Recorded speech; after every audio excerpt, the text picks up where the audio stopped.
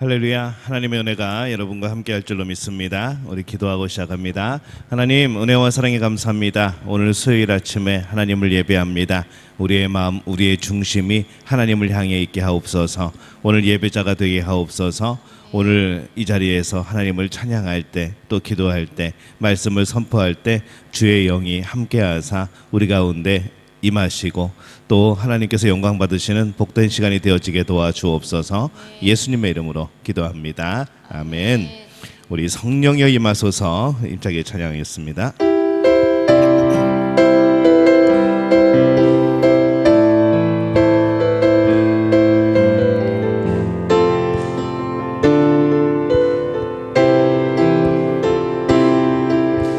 성령이여 임하소서.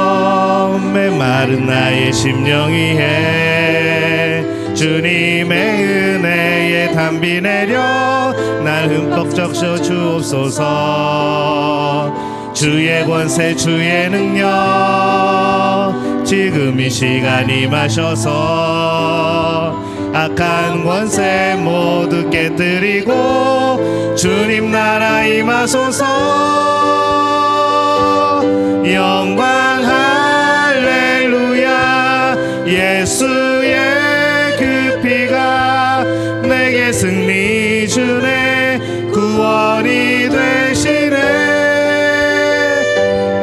영광 할렐루야. 예수의 이름이 능력되네. 소망이 되시네. 성령이여 임하소서. 메마른 나의 심령이 해 주님의 은혜에 담비 내려 날 흠뻑 적셔 주옵소서.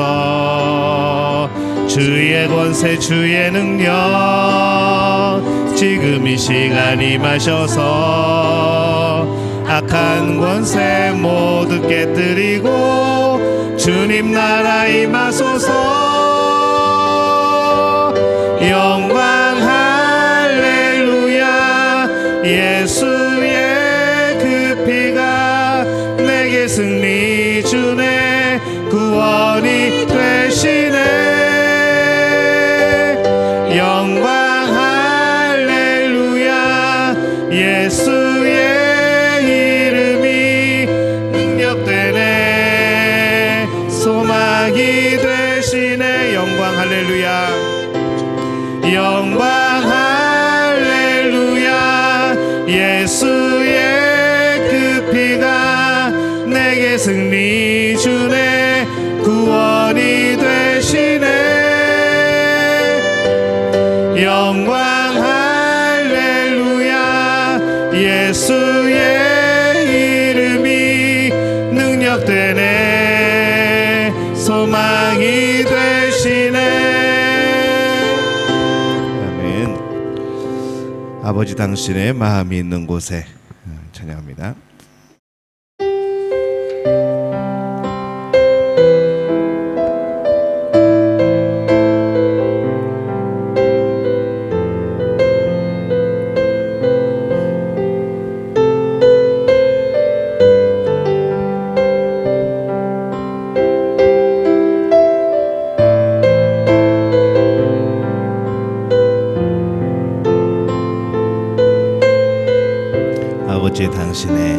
아버지 당신의 마음이 있는 곳에 나의 마음이 있기를 원해요.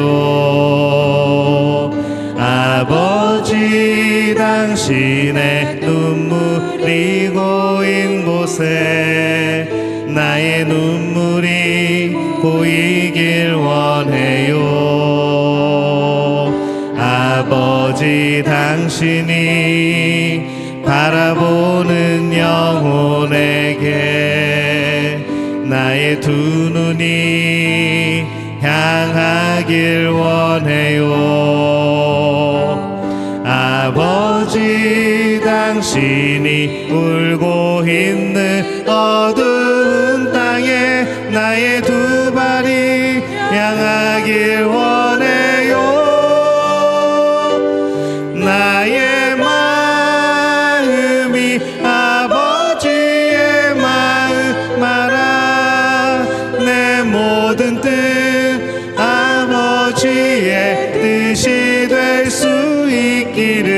나의 온몸이 아버지의 마음 알아. 내 모든 삶 당신의 삶 되기를. 아버지 당신의 마음이 있는 곳에 나의 마음이 있기를 원해요. 아버지 당신의 눈물이 고인 곳에 나의 눈물이 보이길 원해요. 아버지 당신이 바라보는 영혼에게 나의 두 눈이 향하길 원해요. 아버지 당신이 울고 있는 어두운 땅에 나의 두 발이 향하길 원해요. 나의 마음이 아버지의 마음 알아. 내 모든 뜻 아버지의 뜻이 될 수 있기를. 나의 온몸이 아버지의 마음 알아. 내 모든 삶 당신의 삶 되기를. 나의 마음이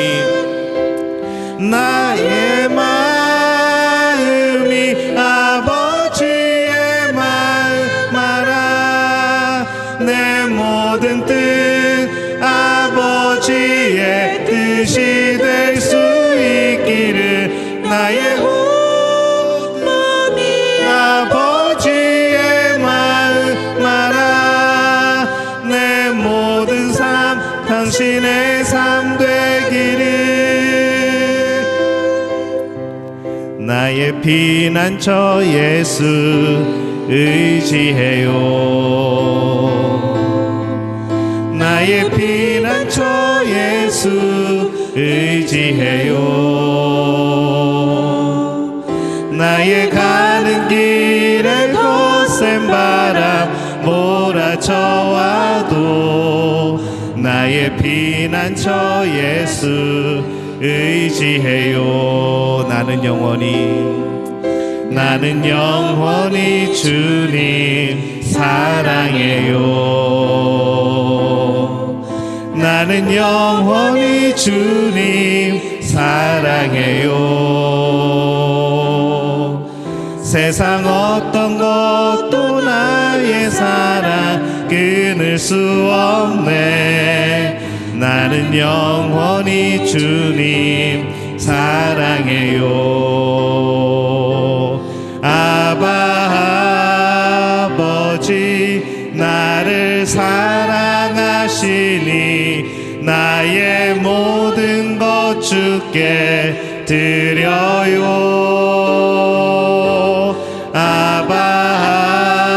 아버지 내가 여기 있으니 주님 영광 위하여 써주세요. 나의 피난처 예수 의지해요. 나의 피난처 예수 의지해요. 나의 가는 길에 거센 바람 몰아쳐와도 나의 피난처 예수 의지해요. 나는 영원히 주님 사랑해요. 나는 영원히 주님 사랑해요. 나는 영원히 주님 사랑해요. 세상 어떤 것도 나의 사랑 끊을 수 없네. 나는 영원히 주님 사랑해요. 아버지 나를 사랑하시니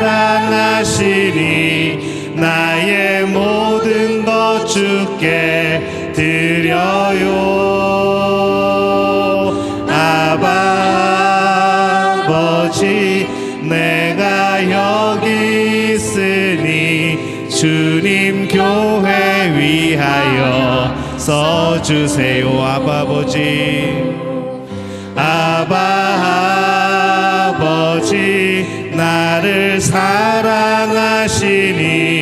나의 모든 것 주께 드려요. 아바 아버지, 내가 주님 나라 위하여, 주님 나라 위하여 써주세요. 아바 아버지, 나를 사랑하시니, 아바 아버지, 나를 사랑하시니 나의 모든 것 주께 드려요. 아바 아버지, 내가 여기 주님 영광 위하여, 주님 영광 위하여 써주세요. 이 시간에 함께 기도합니다. 하나님, 내가 여기 있습니다. 하나님, 나를 써주세요.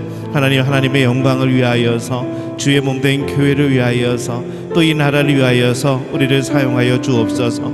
하나님이 우리에게 주신 사명, 우리에게 주신 베푸신 또 은혜 기억하며 날마다 하나님과 친밀하게 기쁨으로 감사함으로 지내는 우리의 신앙의 삶이 되어지게 도와주옵소서. 우리의 삶을 그렇게 인도하여 주옵소서. 오늘 예배 가운데 함께 하여 주옵소서. 오늘 말씀 가운데 주의 음성 듣게 하여 주옵소서. 우리 주여 한번 외치고 함께 통성으로 기도하겠습니다. 주여, 아버지 하나님, 은혜와 사랑에 감사를 드립니다. 오늘 수요일 아침에 하나님을 찬양하며 하나님을 예배합니다.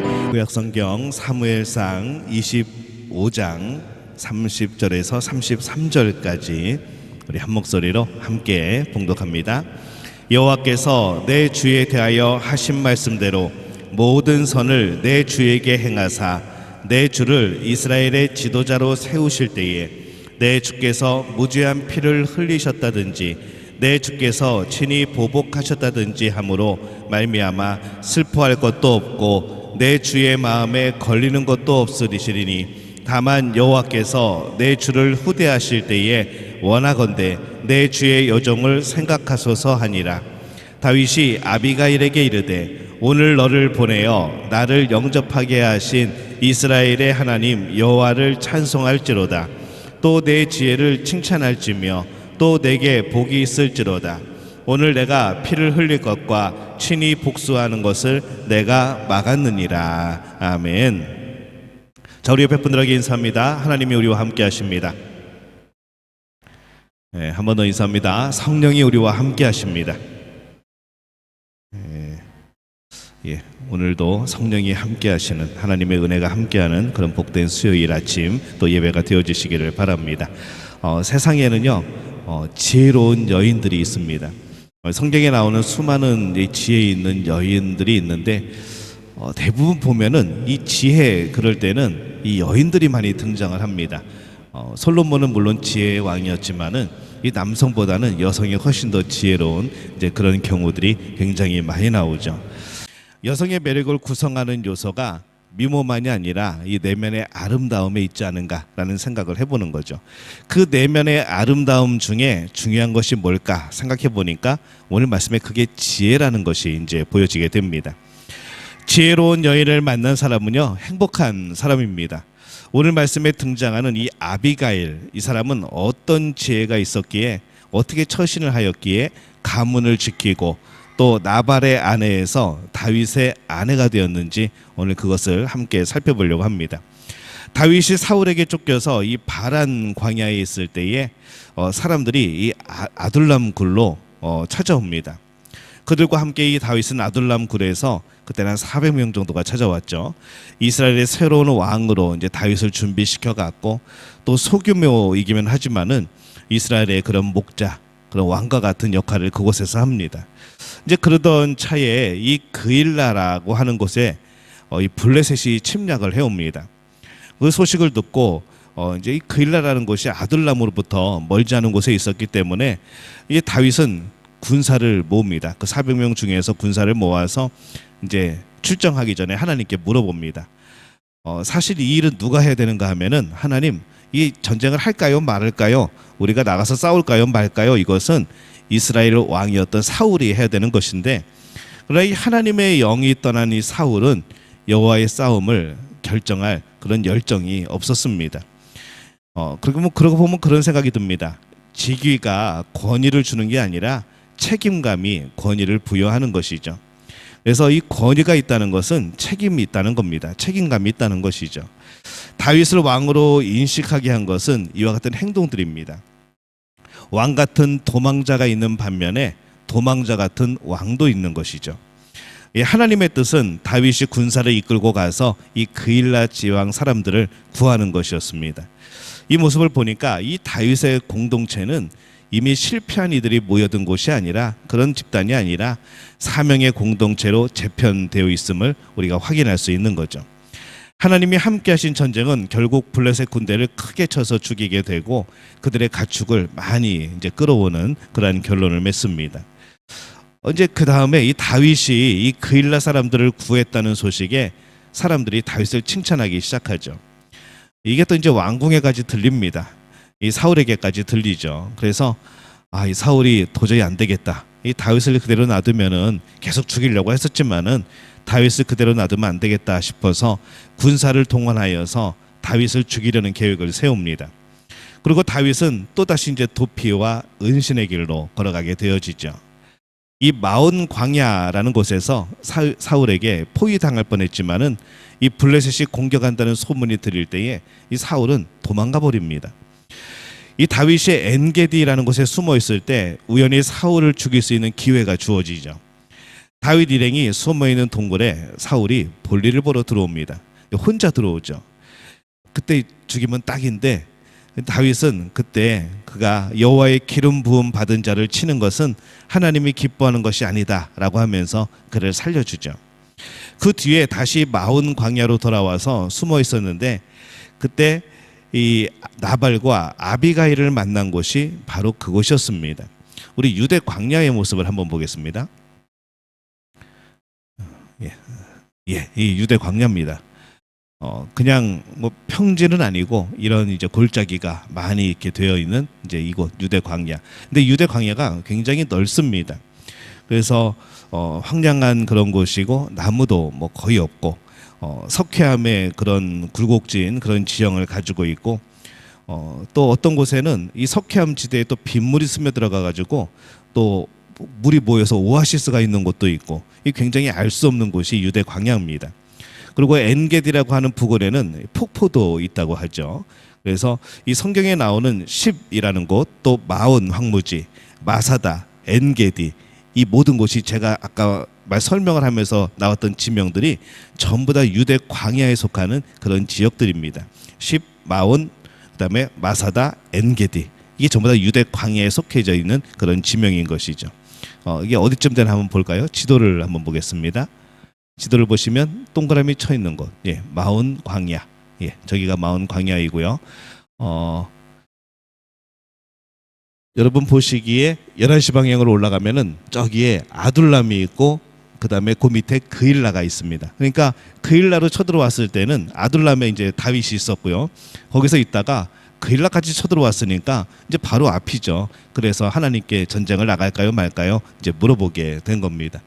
이제 그렇게 되어 있습니다. 그래서 이 사무엘상 25장은요 다윗, 그 다음에 나발, 그리고 아비가일 이렇게 세 사람이 등장을 하여서 그 내용을 끌고 갑니다. 그래서 이 25장은 크게 세 부분으로 나누어지죠. 첫 번째는 다윗이 나발로부터 모욕을 받고 분노하여 그를 치려고 출정하는 장면이 나오고요. 이 나발이라는 사람은요 이 유다 갈렙 족속이고요 마온 사람입니다. 그래서 갈멜에 그의 기업이 있었는데 이 당시에 옛날 성경에 산업이라고 표시를 합니다. 그러니까 뭐 조그맣게 뭘 하는 사람이 아니고 굉장히 큰 뭐 가축을 치거나 아니면 굉장히 큰 뭔가를 생산해내는 그런 기업을 이루고 있던 그런 사람입니다. 그러니까 이 엄청나게 부유한 사람이죠. 그래서 그 성경에서 그를 설명할 때 항상 붙는 것이 부자라는 겁니다. 그가 많은 것을 가지고 있었다. 많은 재물을 가지고 있었다. 이름보다도 먼저 그 사람을 부를 때 그의 가진 것을 말하는 재산 상황이 먼저 나올 정도로 재물이 많았던 이제 그런 사람입니다. 소유가 존재 앞에 앞서는 인간의 전형적인 그런 모습으로 불려진 사람이죠. 근데 대조적으로 이 나발의 아내는요, 굉장히 총명하고 용모가 아름다운 여자입니다. 이름이 아비가일입니다. 나발이라는 뜻이 어리석은 자라는 뜻이고, 이 아비가일은 나의 아버지는 기뻐하신다라는 의미죠. 그래서 이 아비가일은 이 나의 아버지가 정말로 아이가 너무 총명하고 용모가 아름다워서 그 아버지가 기뻐했다는 그런 의미도 가질 수 있고요. 어떻게 보면 하나님이 기뻐하신다는 그런 의미도 우리가 생각할 수가 있습니다. 하여튼 아비가일의 이름은 그렇습니다. 세상에 어느 부모가 자녀에게 어리석은 자라는 이름을 붙여주겠습니까? 제가 아이를 낳고 아이 이름을 조멍청이라고 지면은 말이 안 되는 거죠. 근데 이 나발이라고 하는 사람은 이 부모가 자녀에게 아들한테 어리석은 자라는 이름을 붙여줍니다. 이 참 이상하죠. 그가 하나님을 불신하고 하나님이 없는 것처럼 살았기 때문에 붙여진 별명이거나 그의 행적이 후에 그의 여러 가지 행적들이 사람들이 보기에 하도 답답하고 멍청하니까 이름을 그렇게 사람들이 바꿔 부른 것은 아닌가, 이제 그런 생각을 해보는 거죠. 아무튼 나발이라는 사람, 그리고 그의 아내 아비가일이 있습니다. 근데 이 아비가일은 하나님을 기쁨으로 삼았거나 하나님의 기쁨이 되는 인생을 살았을 것으로 보이고요. 그래서 이 아비가일이라는 이름의 뜻이 그렇게 되어집니다. 다윗 일행은요, 사울의 추격을 피해서 이 척박한 땅, 생존이 어려운 곳이었지만은 이 그일라 지방 사람들을 약탈하지 않고 인근 주민과 함께 이 선한 관계를 맺고 그들을 보호해 줍니다. 오히려 다윗의 군사들이 그들을 보호해주고 외적의 침입으로부터 막아주고 이제 그런 역할을 했던 것이죠. 마침 이 나발이 갈멜에서 양털을 깎는다는 소식이 다윗에게 들립니다. 양털을 깎는다는 것은 추수와 같은 겁니다. 이제 양털을 깎으면은 그거 이제 내다 팔면은 엄청난 이제 돈이 들어오는 거죠. 그래서 이 양털은요, 팔레스타인 지역의 특산물이었고 주요 생산물이었기 때문에 이 수확하는 날에는 성대한 잔치를 벌입니다. 다윗은 그래서 그 소식을 듣고 소년 10명을 보냅니다. 그리고 정중하고 또 겸손하게 그 잔치에 음식을 우리도 나누어 달라고 그렇게 요청을 하죠. 그러면서 그냥 달라는 게 아니고 나발과 그의 가정 그리고 그의 산업, 기업에 삼중 축복을 합니다. 그래서 사무엘상 25장 6절에 보면 이렇게 되어 있습니다. 너는 평강하라, 내 집도 평강하라, 내 소유의 모든 것도 평강하라, 이렇게 축복을 합니다. 보통 우리는 이 사람들이 어떻게 인사를 했냐면요, 샬롬 그러고 인사했습니다. 그러면 평강을, 하나님의 평강이 당신에게, 끝이죠. 한 번입니다. 근데 이 다윗은 이 10명의 소년을 보내면서 삼중 축복을 하라고 하는 것이죠. 너는 평강하라, 내 집도 평강하라, 내 소유의 모든 것도 평강하라. 샬롬을 3번이나 그렇게 축복한 겁니다. 그래서 최대한의 예를 갖추어서 간청을 했지만 뜻밖의 냉대를 받습니다. 다윗과 그의 일행을 모욕하죠. 먹을 것도 없어가지고 그냥 어디 동굴에 막 모여 살면서 어떻게 나한테 이런 걸 달라고 그러냐, 너희들의 행색이 그게 뭐냐, 막 그러면서 모욕을 합니다. 나발의 하인들도 인정하듯이 이 다윗은 나발의 재산을 지켜주는 울타리 같은 역할을 했었죠. 또 나발의 목자들을 선대하였는데 그곳에 찾아간 이 다윗의 그런 이제 심부름꾼들을 모욕한 겁니다. 결국 다윗을 모욕한 게 된 것이죠. 이 다윗이 분노가 치밀어 오릅니다. 그래서 그 모멸감에 400명을 무장케 하여서 나발을 죽이려 나서게 됩니다. 이때 이 400명을 나간 것은요, 처음에 우리가 모일 때 동구 아둘람 굴에서 한 400명이 모였지 않습니까? 그 위에 인원이 늘었습니다. 그래서 한 600명 정도가 되어지고 그 중에서 400명을 추려가지고 이제 무장을 시켜서 이제 나발을 치려고 가게 하려고 하는 것이죠. 다윗의 분노도 짐작할 만하지만은 이 다윗은 하나님이 갚아주실 것, 하나님이 그 원수를 갚아주실 것을 믿지 못하고 스스로 일어나서 하나님 대신에 그를 치려고 합니다. 그러니까 이 지금 상황은 다윗이 굉장히 이성을 잃은 이제 그런 상황이 되어집니다. 그런 위험한 시기에 이 나발의 아내 아비가일이 이 소식을 듣습니다. 한 종이 이 사실을 듣게 되었고 이제 아비가일에게 와서 전하는 것이죠. 나발에게 얘기했을까요, 안 했을까요? 제가 볼 때는 한 것 같은데 아마 나발이 그 당시에 막 술 취해 있었고 뭐 제정신이 아니었고 막 그래서 아마 들었는데 잊어버렸던 건지 아니면 아예 무시를 해버렸던 건지 그러니까 이 종이 야 도저히 안 되겠다. 평소에 어리석은 자라고 불렸던 사람이니까 도저히 안 되겠다 그러면서 그의 아내 아비가일을 찾아온 것 같습니다. 그래서 그 소년이 자초지종을 말하면서 다윗은 그동안 우리에게 선한 일을 했고 그의 요구는 정당했는데 주인인 나발이 그것을 묵살했다고 그렇게 보고를 한 것이죠. 이 나발은 도통 말이 통하지 않는 사람이라 여주인인 아비가일에게 와서 이야기한 것으로 보입니다. 이 아비가일이 가만히 생각하다가 금방 이제 행동을 시작합니다. 물품을 준비를 하죠. 그래서 뭘 가져가는가 하면 준비하는가 하면요.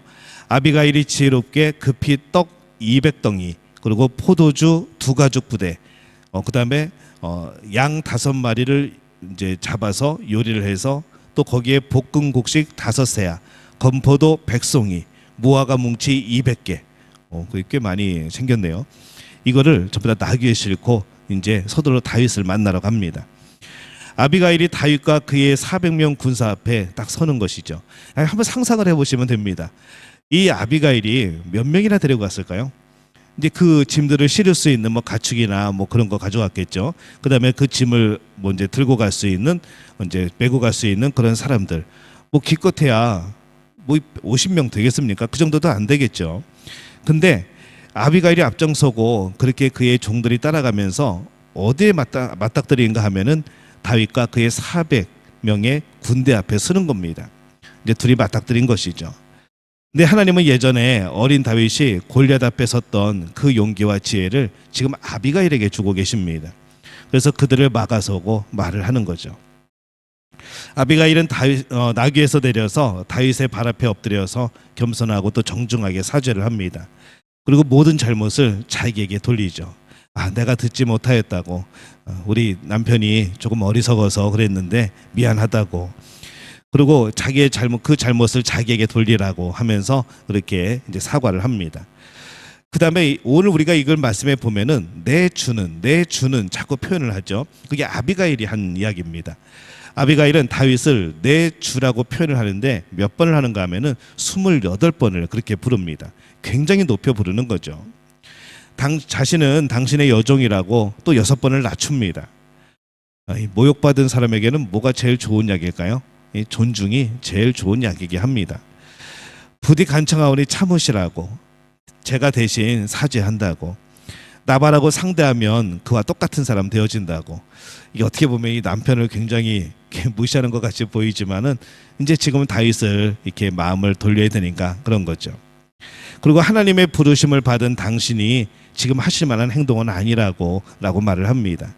당신이 누구인가를 잊지 말라고. 당신은 하나님의 사람이고 당신이 기름 부음 받은 자이고 당신이 누구인지 잊지 말라고 또 말을 합니다. 나발은 하나님이 갚으실 터이니까 당신은 하나님의 싸움을 싸우라고. 이런 싸움 말고 하나님의 싸움을 싸우라고. 개인적인 원한을 갚는데 당신의 힘을 쓰지 말라고 그렇게 이 아비가일이 다윗에게 말을 하는 거죠. 그런데 그 말을 듣는 다윗이 마음이 풀리기 시작합니다. 굉장히 막 분노가 치밀어 올랐었는데 이 아비가일의 말을 듣다 보니까 내가 흥분했구나. 내가 너무 분노를 품었구나. 내가 하나님의 일을 대신하려고 그랬구나. 이것이 이제 깨달아지기 시작하는 것이죠. 그래서 이 아비가일은 복수심에 불타는 다윗의 눈을 열어서 미래 시점에서 하나님의 관점에서 이 상황들을 보게 하는 겁니다. 아비가일의 이런 지혜로운 말, 또 이런 행동으로 다윗의 분노가 사라지고 다윗은 발길을 돌리면서 하나님을 찬양하죠. 사무엘상 25장 32절에서 33절 말씀 우리 함께 읽어보겠습니다. 다윗이 아비가일에게 이르되 오늘 너를 보내어 나를 영접하게 하신 이스라엘의 하나님 여호와를 찬송할지로다. 또 내 지혜를 칭찬할지며 또 내게 복이 있을지로다. 오늘 내가 피를 흘릴 것과 친히 복수하는 것을 내가 막았느니라. 이렇게 기록을 합니다. 우리 그림 하나 볼까요? 이 그림은 다윗과 아비가일의 만남. 언제 이 작품이 만들어졌는지는 이제 밝혀지지 않았고요. 베트라는 사람이 그린 유화의 그런 그림입니다. 성경의 내용을 충실하게 표현하기로 유명한 이 베트라는 사람이 다윗과 아비가일의 만남을 거대한 자연 속에서 일어난 작은 일로 그렇게 묘사를 하죠. 전체적인 구도에 비해서 이 등장인물이 살짝 작게 나옵니다. 이제 그런 의미를 가지고 있고요. 무장한 다윗 편의 군사들과 음식을 준비하고 무릎을 꿇은 아비가일 편 사람들이 이렇게 대조를 이루어서 서 있습니다. 벌써 이제 여기서부터 이론이 차이가 나죠. 그래서 이 광대한 하나님 안에서 작은 자들인 다윗과 아비가일은 각자 말씀에 순종하는 자가 되어져서 저렇게 대화를 나누고 저렇게 자기를 낮추고 또 하나님의 뜻을 찾고 이제 그런 모습을 담은 이제 그런 그림입니다. 아비가일이 지금 엎드려서 손을 모으고 있고요. 용서를 구하고 있고 다윗의 표정, 손짓이 이미 분노의 그런 표정이 아니고 이제 벌써 분노를 가라앉히고 평안한 상태에 있는 이제 그런 표정으로 이제 그려집니다. 이 표정은 이제 그림이 작아서 잘 안 보이지만은 이제 그렇게 되어 있습니다. 이 아비가일은 다윗의 실수를 막기 위해서 하나님이 보내신 사람입니다. 그래서 다윗에게 인정을 받게 되죠. 다윗이 일시적으로 자제력을 잃어서 살인자, 약탈자가 될 뻔했습니다. 뭐 하나님이 도우셔서 뭐 성경에 우연이라는 것은 없지만은 뭐 만약이라는 것은 없지만은 다윗이 그냥 치러 갔었으면 이 다윗은 또 어떤 삶을 살았을까 하는 생각을 해보는 것이죠. 이 아비가일은 다윗으로 하여금 하나님과의 관계를 다시 회복하도록 돕고 자신이 누구이고 무엇을 하며 살아야 하는지 깨닫게 해줍니다.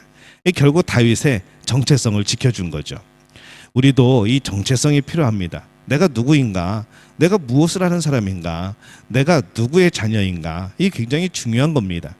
이거를 잃어버리면은 우리는 세상 사람들하고 뭐 다를 게 없습니다. 똑같아지는 것이죠. 하지만은 내가 이 세상에 속한 자가 아니고 하나님 나라의 백성이고 하나님의 자녀이고 예수 그리스도가 나를 핏값으로 사신 그런 존재라고 한다면 이 정체성이라고 한다면은 우리는 삶에 좀 다른 부분이 있는 겁니다. 그래서 우리 정체성이 굉장히 중요한 거죠. 근데 이 아비가일은 이 다윗의 정체성을 잘 지켜준 겁니다. 다윗이 이제 돌아가니까는 모든 상황이 종료가 되어집니다. 그리고 이제 평화가 다시 찾아오죠. 근데 이 아비가일이 집에 돌아와 보니까 이 나발이 아직까지 잔뜩 취해 있습니다. 도대체 무슨 일이 있었는지 뭐 알지도 못하는 거죠. 그래서 아비가일은 그날 무슨 일이 있었는지 인사불성인 남편에게 말하지 않습니다. 다음 날 이 나발이 술에서 깼을 때 이 다윗의 일이 있던 것을 그다음에 자기가 어떻게 했는지를 이제 말을 합니다. 그랬더니 이 나발이 그때서야 낙담하고 또 여러 가지 그런 상황 속에서 성경에 보면 돌과 같이 되었다라고 표현을 합니다. 그리고 열흘 후에 갑자기 죽었습니다. 나발이 죽었다는 소식을 듣고 이 다윗은 안도의 한숨과 더불어서 하나님을 찬양했죠. 왜 남이 죽었는데 찬양을 하는가? 왜 안도의 한숨을 쉬는가 하면은 만약에 자신이 모욕을 당했다고 생각해서 그 분노로 이 나발을 만약에 가서 쳤다고 한다면 그 주민들을 쳤다고 한다면은 이 굉장히 상황이 심각해지는 거죠.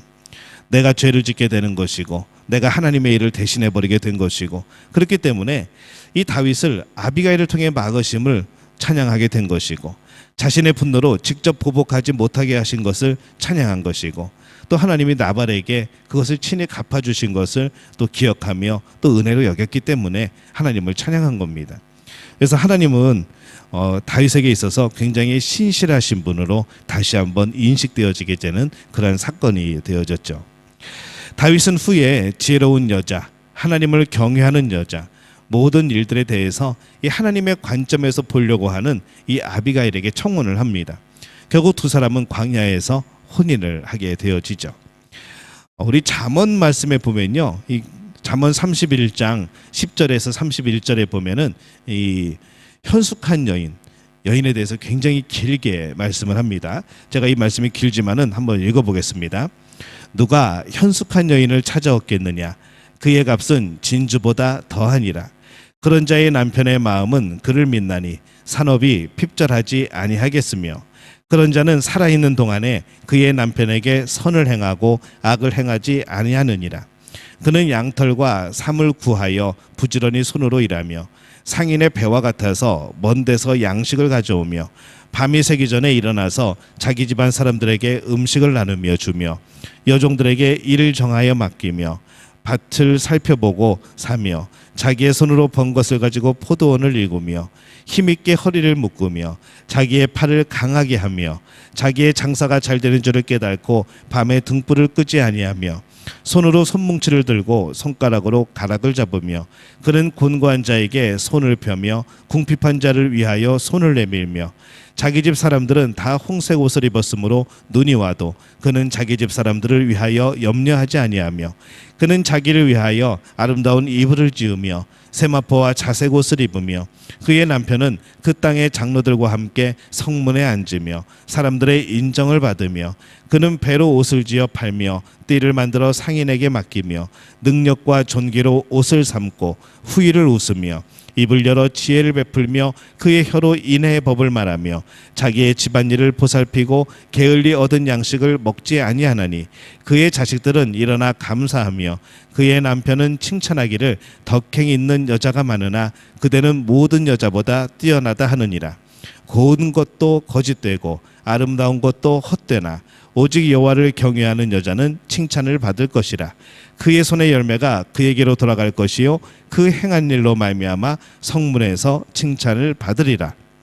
저는 이 말씀의 주인공이 우리 믿음의 가족들의 여성들이 되어지시기를 예수님의 이름으로 축원합니다.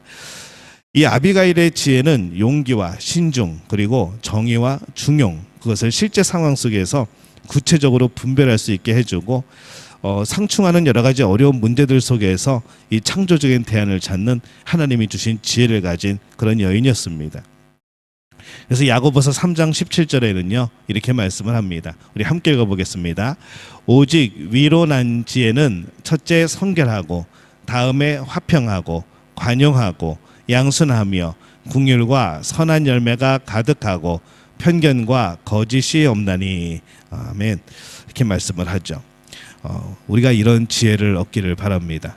이것이 뭔가 이 지혜로 말미암아서 내가 뭔가를 막 얻고 막 내가 부유하게 되어지고 이런 목적이 아니라 결국 우리는 이 지혜를 통하여서 무엇을 받는가 하면은 여호와를 경외함을 알게 되어지고 하나님의 뜻, 또 하나님이 우리에게 원하시는 일들을 깨닫게 되어지고 또 하나님을 위하여 살아가는 그런 복된 삶의 길을 찾는 그러한 사람이 되어지는 것이죠.